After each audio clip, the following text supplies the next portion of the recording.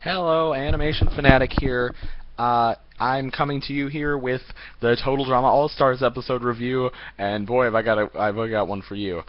We're almost at the season finale. I'm so excited. I, I'm gonna save judgment on this season, the total judgment, if you could put it, on this season until that.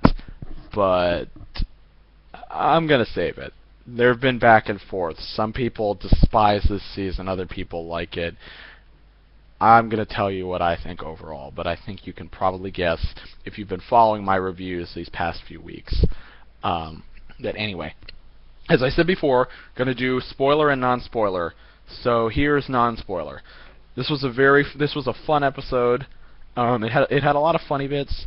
It was not my favorite of the series, but it had fun and important parts in it, and it's not my favorite lead up, but it's a good enough lead up. I actually liked it better than last season's lead up to the season finale.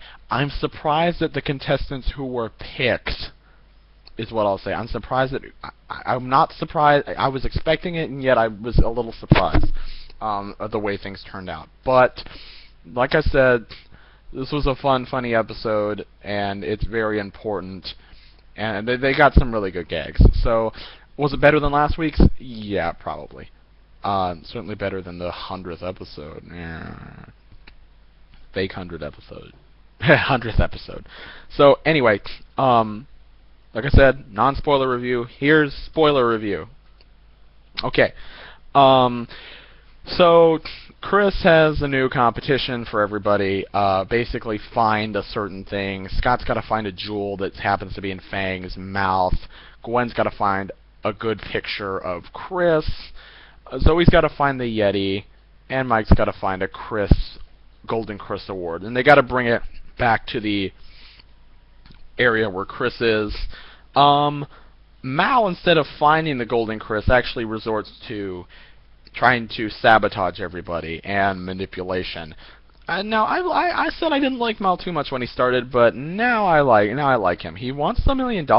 I thought he was just kind of wanting to mess with people, but yeah, he wants the money really badly. But now I like him as a villain. He's been very effective, and he's been very good at what he does.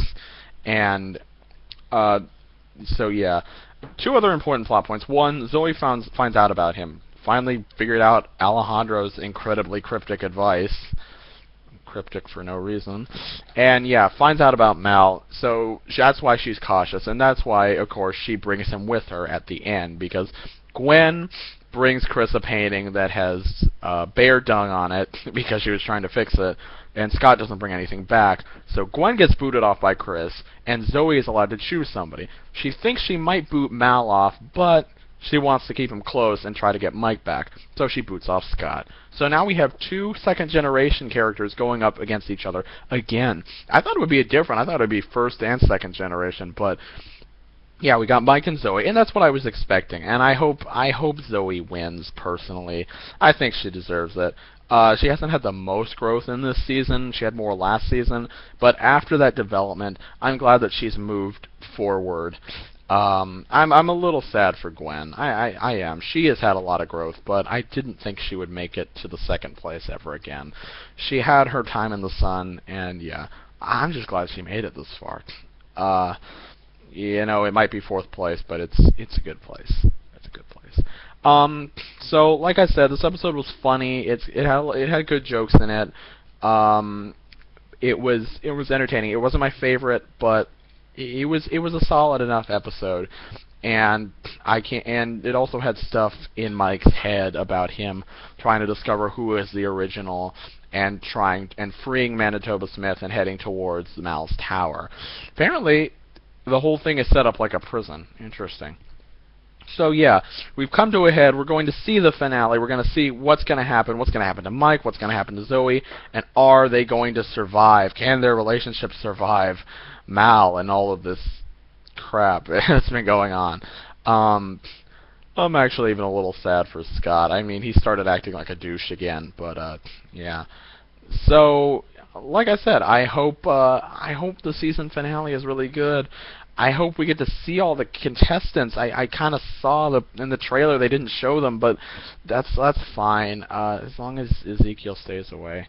But yeah, this will be a lot of fun, and I hope they really go all out for this season and with the finisher of this season. I'm really it doesn't sound by my voice because I'm tired, but I'm really excited for this, and I just can't wait for the finale.